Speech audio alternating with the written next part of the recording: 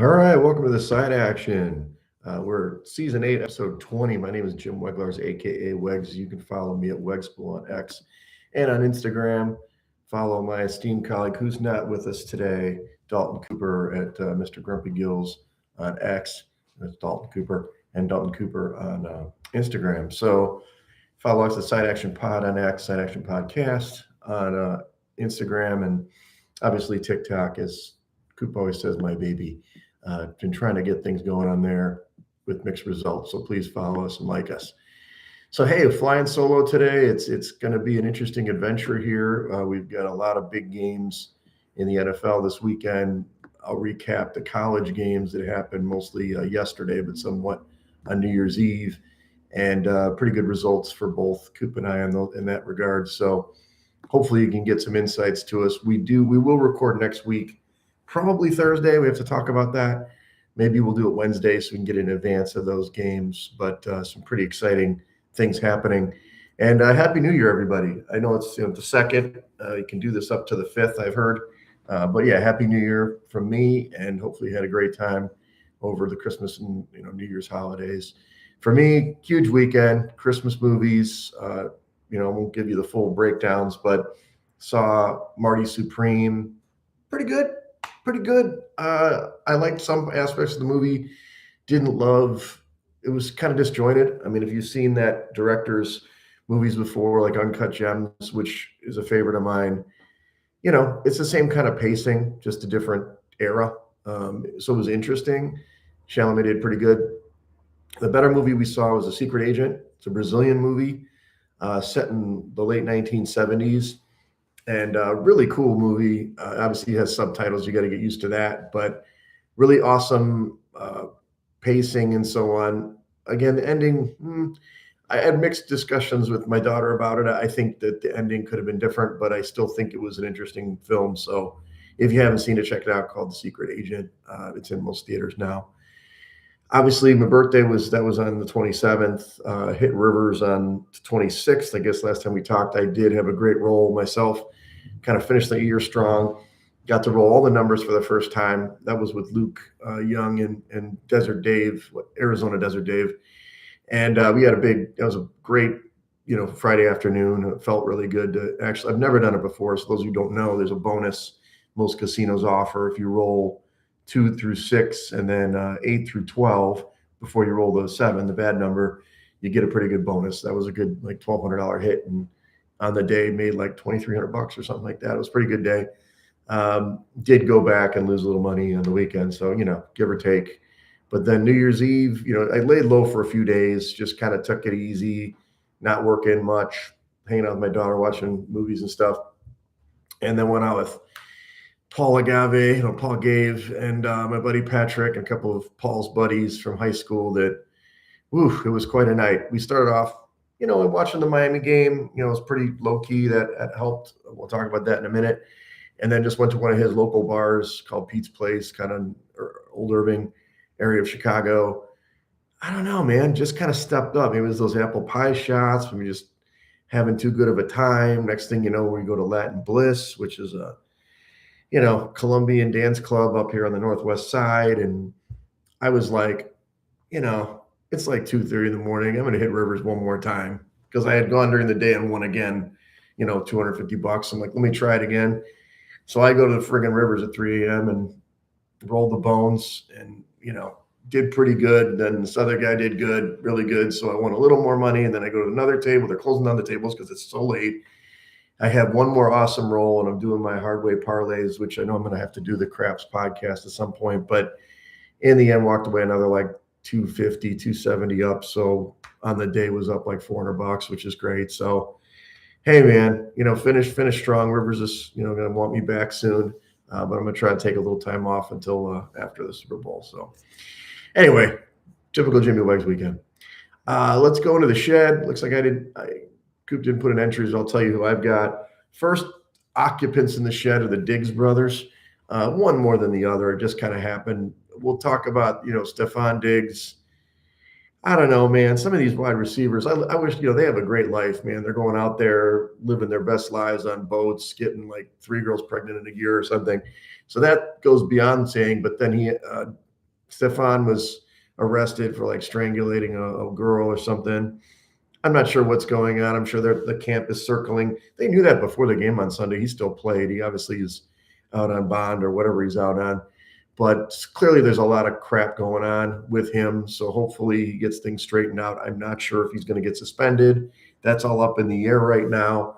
But that's a tough thing for him to go in the shed and think about. And then his brother, independent of that, for the Cowboys, gets released so they can not pay 500 grand. I guess some sort of bonus that triggers if he's on the team at the end of the given year. I think it was like 472,000 here and like whatever, 50 grand there.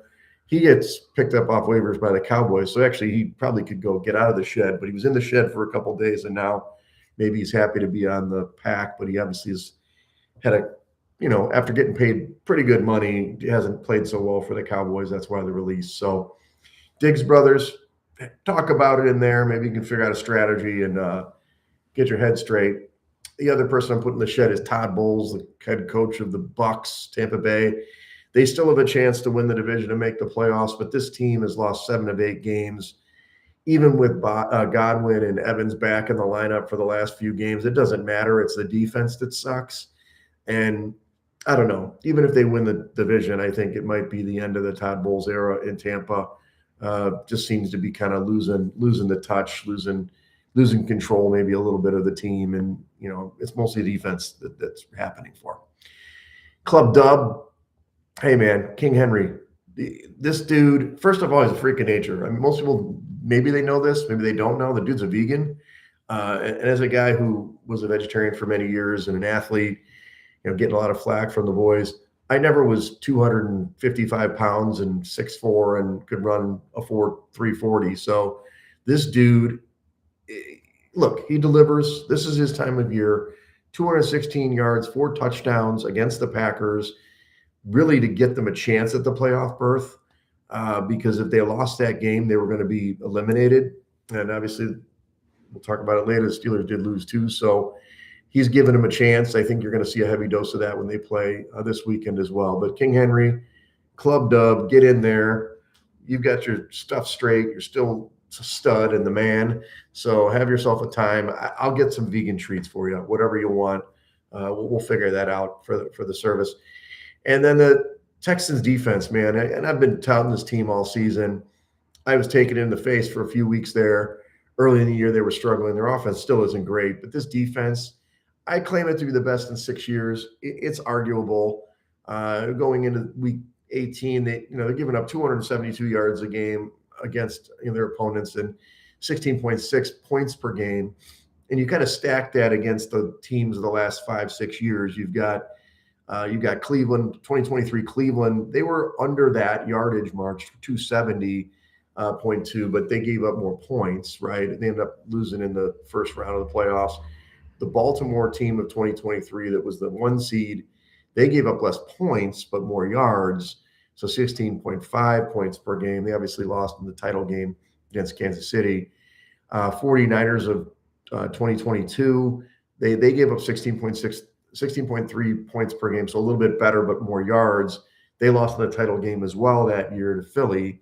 That was the Brock Purdy kind of imploded year. He got knocked out early.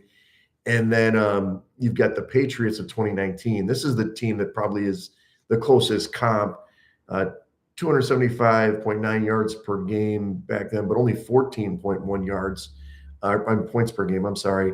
So, they were the 3 seed. They lost in the wild card. So none of these teams won the Super Bowl, but I would say this Texans defense is the best unit that you can find around at this point. So have some fun. You still got to win this weekend. You're going to make playoffs for sure, but can you get that Jimmy Wegs ticket on the AFC South? That would be great. Well, let's talk about college football. As I mentioned, there were some other bowl games that we didn't go over last week. Some notable ones, Illinois won, Iowa won a big game against Vandy. They scored a ton of points, which is weird for them. You saw I guess it was Texas beat Michigan. That was a pretty convincing win. Maybe that boosts Arch Manning into next year. I don't think he's coming out in the draft this year. But in the actual playoff games, you had the quarterfinals. Really, I would say one game was close. The other 3 were, the Canes started off they were dominating Ohio State early. It was kind of fun. Like we're watching the game, they get a quick score. I'm like, all right, let's go. All I got to do is cover 9.5. And obviously, I've got my national title ticket, which is like an 80 to 1 and 100 to 1. I'm like, keep winning. But Ohio State made that big play on the field, and like next play, linebacker pick six, returns to the house. Clearly saw it on film, read it like a book, was caught it in stride, and went to the house up 14-0. Ohio State made it interesting. Obviously, they cut it 17-14 at one point. It was in the balance there in the fourth quarter, but the Canes made a nice drive and really just dominated Ohio State in the end defensively. So, they cover the game in a dog winner, and the game stayed under like Coops thought it would. They're going to be a game, to make the finals. We'll talk about in a minute. They're favored of the next game. So good job, Canes. Keep winning for Jimmy Wegs. And also Dalton's got the ticket as well. So we're both on that side. Ducks dominated. Look, Texas Tech was a team that I thought could be a little bit of an alt because they, nobody's going to watch the Big 12 as much as they're going to watch the Big 10 and the SEC. They had this great defense, and their defense played fine as their offense did nothing. It was kind of weird. In the first half, 6-0 for the Ducks. Second half, just kind of winded them down, just kept turning the ball over in critical situations. And then Oregon finally broke them and won 23-0 in this one. So they get the cover and the under in this one. The big game that I know a lot of my friends, former co-host Action, who didn't go to Indiana, but some of his brothers did, and his dad was a big Indiana guy. Some of them went to, I know his brother went to the Rose Bowl. They had been there like 50 years or something like that. They came out and just destroyed Bama. I mean, first half was kind of close. I thought Bama had some opportunities, maybe not offensively, but defensively to make some plays.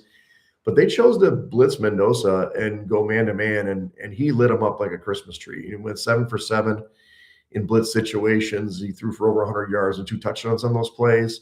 And more importantly, Indiana just gouged him on the run. They had over 150 yards rushing, and they ended up gaining more on the ground than the Crimson Tide gained in the game, and won the game 38-3. So a good cover for Indiana. The game still stayed under despite that big output. And I think we can pretty much say that the SEC is overrated. You know what I mean? Like, it just, in the end, obviously Alabama and all those guys, I'm glad that they big boyed that team.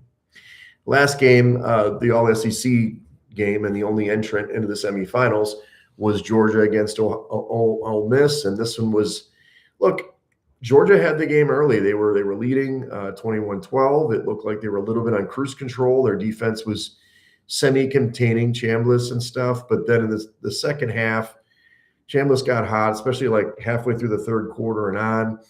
He ended up hitting for 362 yards passing and 2 touchdowns, making some beautiful deep throws. I was, late in the game, I was baffled that Georgia didn't have, 2 high safety looks, that they were just completing these deep balls and having other shots. And I was just wondering what's going on. They're going man-to-man out there. I mean, it's just, the Ole Miss guys were coming down with it. In the end, Ole Miss moved in position.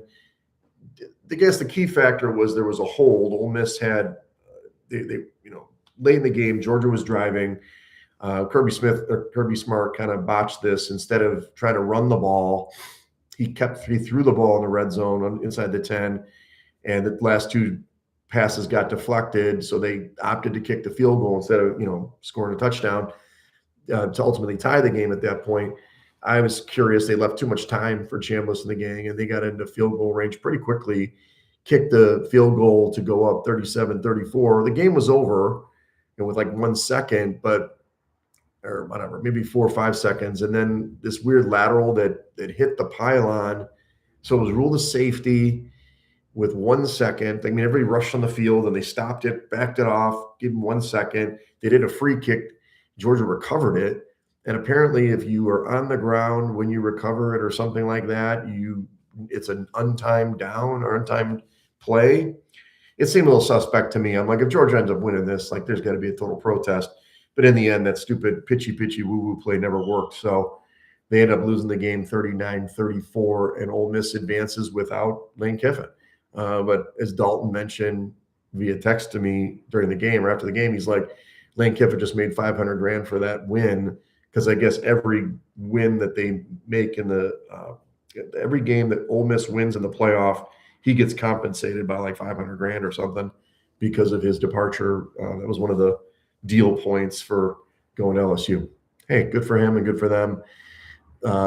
So that sets up the semis this week. The first semifinal is Miami against Ole Miss. This is in the Fiesta Bowl. Miami's a 3-point favorite on the, or a 3-point favorite in this one, 51.5-point total. That's Thursday the 8th at 6:30 p.m. So maybe we'll tape before that and we'll figure that out.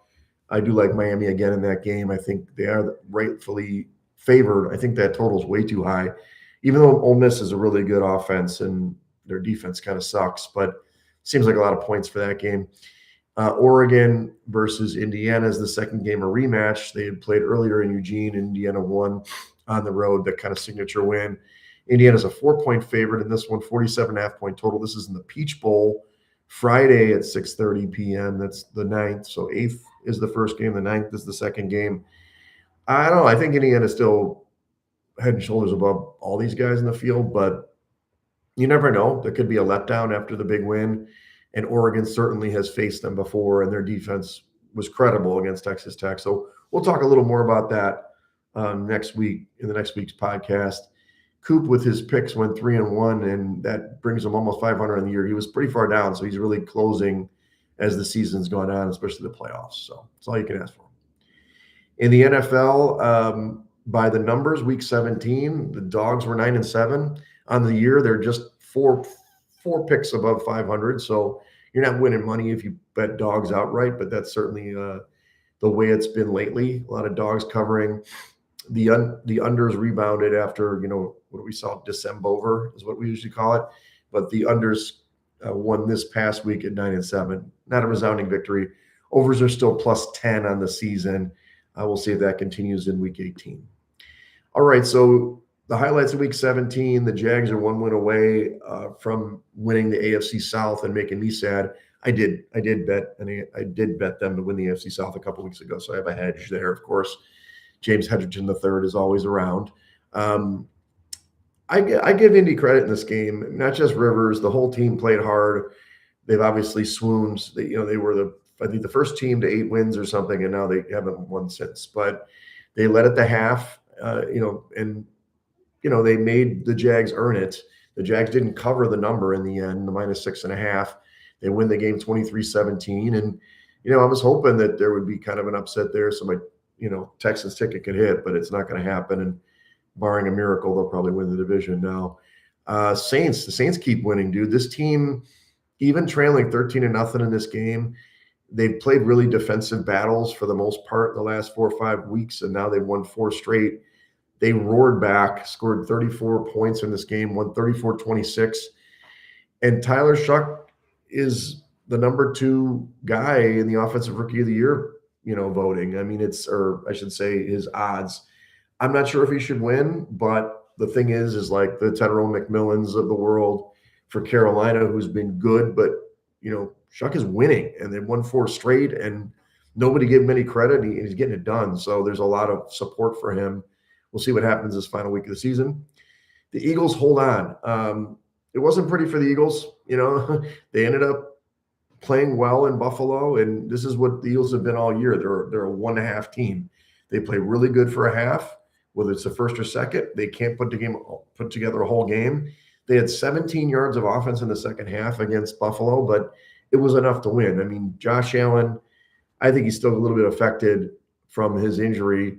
He made a couple weird plays, but had a chance. They score a touchdown to make the game 13-12, decided to go for 2, which is a little weird for a home team, especially when you've dominated the other team in the second half. And they had the wide open pass, and Allen just missed it. So he's not infallible, but they end up losing 13-12. The Bills did, and the Eagles won the game outright. So good call on that one for Coop and his 401k pick of the week. I'm telling you, that was never a sweat, right? What are you going to do? The Bears fall short. Well, the Sunday Night Football game was entertaining. It was one of the most fun games to watch. It was a lot like the Ole Miss Georgia game, I suppose. Both teams 400 yards of total offense or more. I mean, the difference in the game was that the Bears had that pick six to start the game, and that kind of set them up. Otherwise, I think San Francisco would have won even easier. But this 49ers offense is rolling. They did punt twice in this football game, but they've only punted twice in December. They ended up getting 32 first downs in this game. I mean, they couldn't be stopped. And it was frustrating for me as a Bears fan because I've always been raised with Bears being a defensive team, and they can't stop this team. And I mean, you don't even kittle the tight end. It doesn't matter. Purdy's playing really great, and Shanahan's just in his bag. He's really got it going. So they end up winning 42-38. Last play of the game, obviously the Bears had a chance to drive and win. Another last-second attempt by them to pull one out of their butts. And look, I don't fault Caleb Williams at all for the play. I think that, he could have maybe made the play, but he was flushed and went to his left. It's tough to make that throw. Maybe missed a guy early. I don't know. In the end, the Bears' offense played great. Their defense was suspect, as the San Francisco's defense is suspect. So we'll talk about that further this week and into the playoffs, as both teams will make the playoffs. The Rams fall short. Yeah, this was a tough one. They effectively, with San Francisco winning, it kind of gave them no hope, I suppose. And with Seattle winning at Carolina, there was no shot for the Rams to get the 1 seed or win the division. So maybe there was a little disincentive there as Atlanta came out gangbusters in the first half and the Rams were making all sorts of problems. But hey, they still had a push. They ended up losing 27-24. Atlanta wins, and it's kind of funny. Atlanta was eliminated weeks ago from the playoffs, but they put it together, much like the Saints late in the season. They're 7-9. They can finish 8-9 and technically be tied for the lead in the NFC South if they win against the Saints. So maybe playing a little better. I'm a big Bijan proponent, Bijan Robinson. He probably should be Offensive Player of the Year, but I don't know. They're just not as revered because of their record. So anyway, interesting football game. All right, week 18. We've got 2 games on Saturday. These are 2 games that are almost winner get in or winner get a seed. The first game is Panthers at the Bucs. The Bucs are a 2.5-point favorite at home, 43.5-point total. This is 3:30 p.m. Central on Saturday on ABC and ESPN.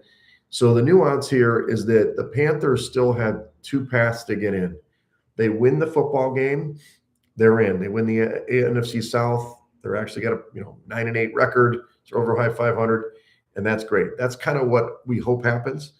Or Tampa wins, and that pulls them up to 8-9. Woo! Knocks down the Panthers to 8-9, and then it would the determinant is if Atlanta would have to lose for the Bucs to get in. If Atlanta wins on Sunday, we'll talk about that matchup in a second. If they win on Sunday and there's a 3-way tie, the Panthers get the tie break because they swept against the Falcons. So kind of an interesting scenario. But either way, I like the Panthers in the ballgame. Look, they're not a great road team. They did get exposed a little bit against Seattle. The game was closer than it showed, actually. They lost 27-10 or something like that. But, they played tough, but not tough enough. Too many, bad plays and turnovers. If they play a clean football game where they don't turn the ball over and Bryce Young just has to make good throws, just not bad throws, I think they win this football game. I mean, the Bucs have lost 7 of 8. Yes, they're at home. Yes, they've been there before. Yes, they might get Tristan Wirfs back. Yes, they might have whatever. It's the defense, man. This defense can't stop anybody. And I just don't, I don't know, Dean might be back or whatever. I just don't believe in them right now. So, yeah, you want to hold the Bucs. I get it. You believe in them and you want them to win. And I love Baker, but Baker's not 100%. It seems foolish to lay the number here. So I'm going Panthers plus 2.5 here. I think that they'll win this game and hopefully just put to rest that they should be the division winner and be at, get at it. Seahawks at 49ers. Seahawks are 1.5-point favorite on the road, 48-point total. This is 7 p.m. Central on Saturday night during my game night. So yeah, it'll be fun. That'll be exciting. We'll have everybody over here and, Ridgeway will be here and she'll be wanting to watch the game and not playing the games that I have for my game night. But hey, look, Seattle's a better football team. I've been against them many times. You look at my previews, I was down, didn't think Sam Darnold was the answer at quarterback. He clearly has played great. Shouldn't say great. He's played well. Defense too good. And I think that's the difference. 49ers have no defense. Yes, they have a great offense, but at some point the Seattle defense is going to buckle down and get some stops. I don't know if the 49ers can do that. Sam Darnold will have to turn the ball over 3 times for them to win this football game, the 49ers. So I'm all on the Seahawks here. I'll be wrong with Darnold that that's the case. I think at 1.5, it's a gift. I just think metrically there's no contest here. Seattle's much better. And if they end up losing the game, 49ers do get the 1 seed. Seattle would fall to the 5 seed, and then the Rams to the 6. So the Rams are kind of locked into the 6 more or less. So 49ers, if they lose, if the 49ers do fall back, I think that because of if I'm right on the tie breaks, they stick the 5 seed. So the Rams are really stuck at the 6. I don't think they can move up anymore with the loss last week. On Sunday, you've got it's a good grouping at both noon and 3:30, 3:25. You've got the Saints at Falcons, as mentioned. Falcons are a 3.5-point favorite at home, 44-point total. Look, I understand the Falcons played well last week, and they've been playing better than they did before they were eliminated. These Saints playing really good.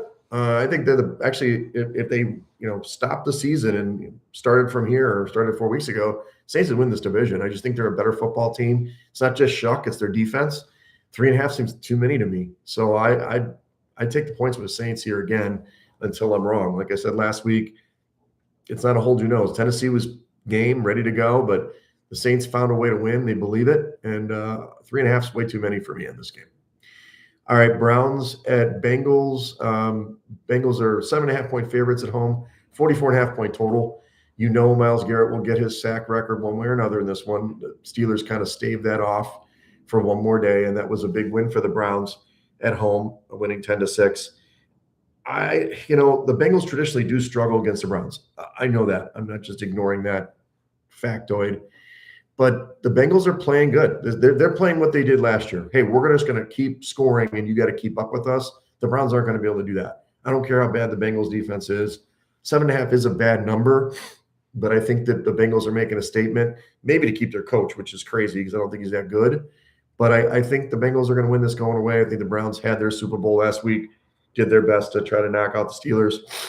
And this week, as soon as Garrett gets his sack, I don't know if he's going to stay in the game or not. So I like the Bengals in this one to continue to play hard for the rest of the season. You go back to that game when they lost against the Ravens, man. If they would have won that game, this would have been an important game for the playoffs. So I do think the Bengals will win this one. Here we go. This is the AFC South games. The Colts at the Texans. Texans are 10.5-point favorites, 39-point total. It appears Rivers is not going to play. Riley Leonard, I guess, will start. Look, I love the Texans. You know that. They didn't play great against the Raiders a couple weeks ago, but they went to the Chargers and did what we thought that they would do, dominate that Chargers defensive line or offensive line. I think the Colts gave it their best effort last week, and this week's going to be rough. So 10.5 is a bad number for the Texans. I know that. They've struggled doing bigger than 7-point covers all year, but I'm going to stick with it because it's a meaningful game to them, and I kind of expect the effort that we saw against the Arizona team, before the Raiders when they just kind of came out and throttled them, because this is a meaningful game. If they win this game and the Jags somehow lose, then they're going to get it, and I like that. So I'll lay the wood with the Texans here and hope that they can get the division title. Otherwise, they may end up playing next week, which kind of sucks. I think both these teams are alive to win the AFC, meaning the Jags and the Texans. So it'd be a shame if one of them has to get knocked out right away. But so that's that game. And of course, under in any Texans game is good. 39 is fine. Colts defense is decent. So I can see this being a, 21-10 game or 21-7 game or something. Okay, then we've got the Titans at the Jags. In the contest, it's 13 points. In the market's more 12.5. Jags are favored at home, 47.5-point total. Look, they keep winning. They're playing great.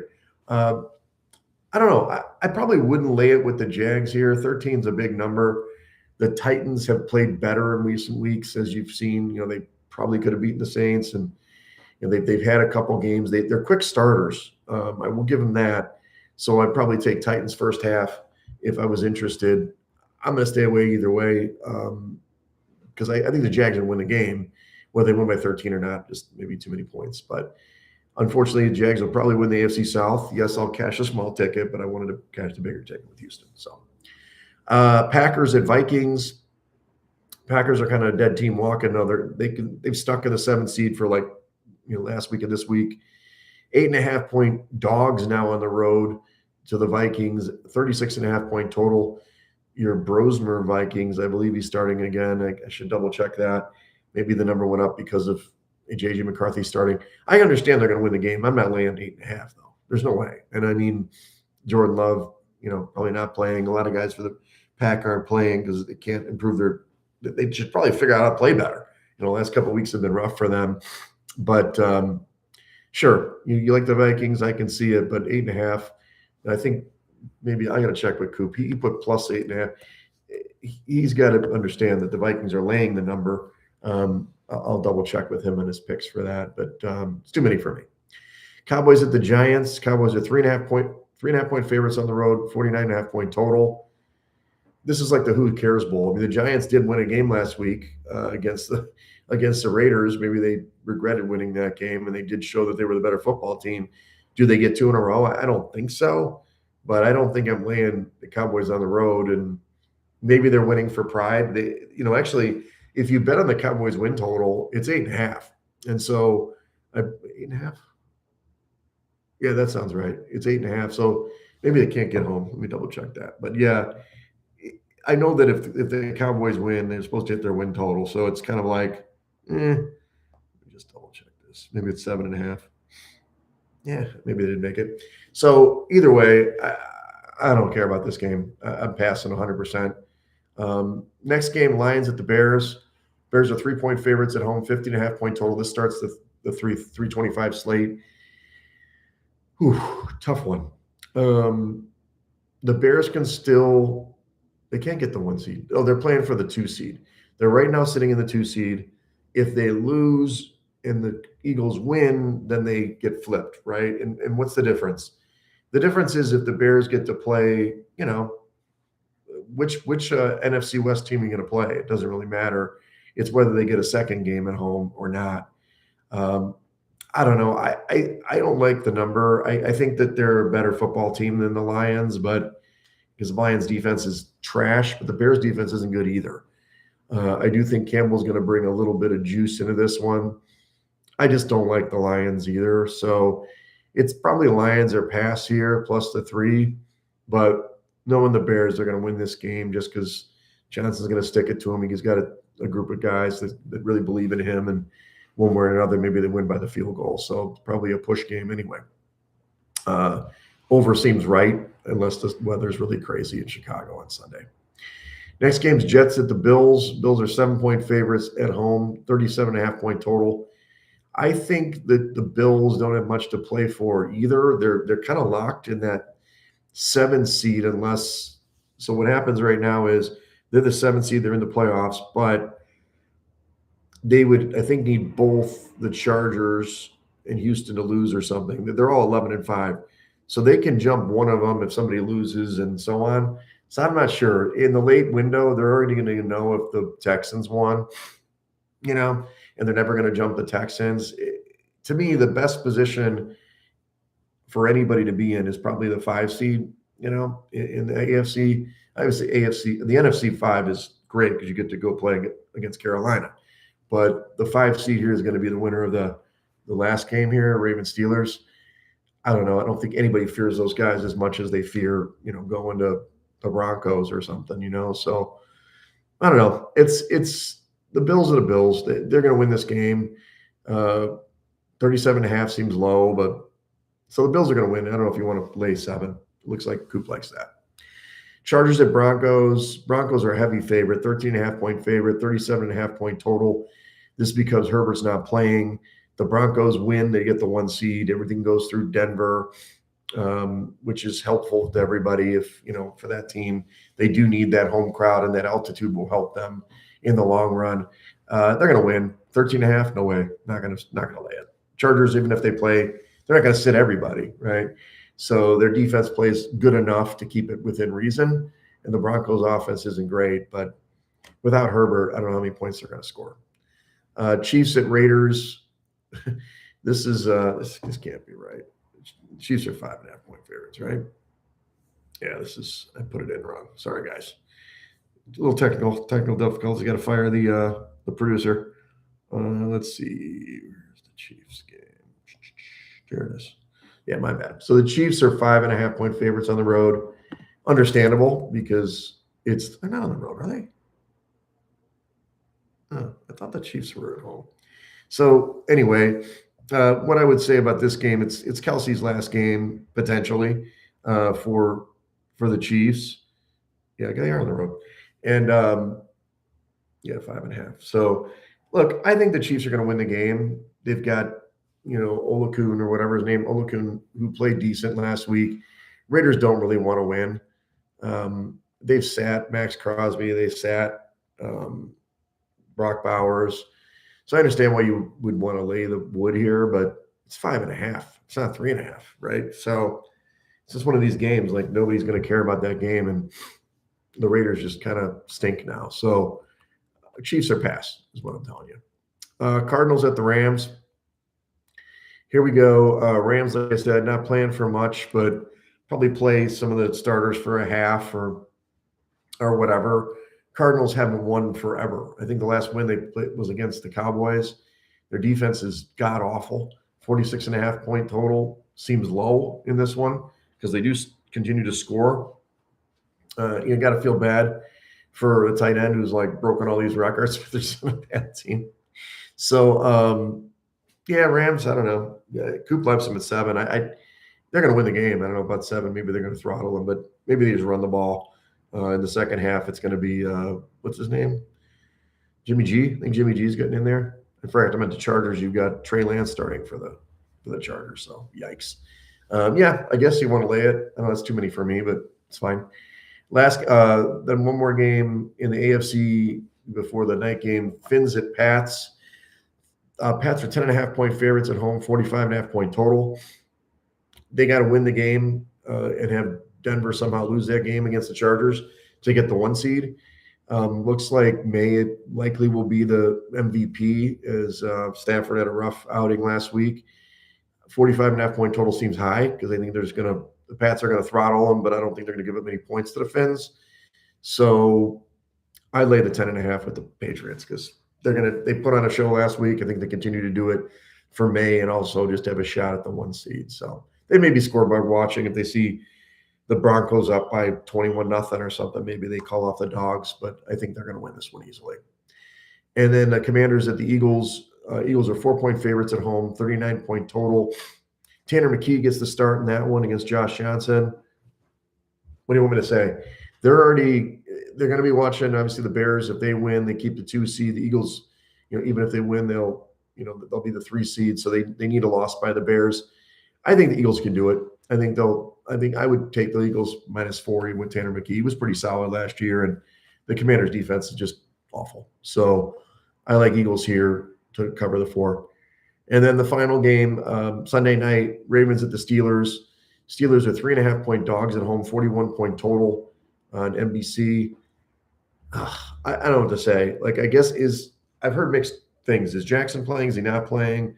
Do we care if he plays? Because obviously just run Henry as much as you can. The Steelers defense is pretty bad. And I